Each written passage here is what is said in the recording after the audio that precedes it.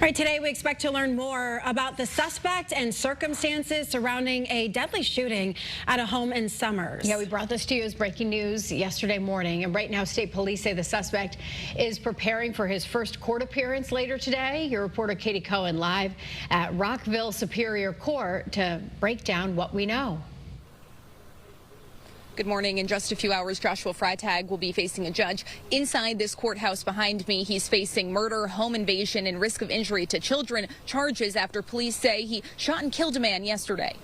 A 911 caller said a man forced his way into their home, then shot a man inside. Police say that happened Tuesday morning on South Road in Summers. They've now arrested 33-year-old Joshua Freitag in connection.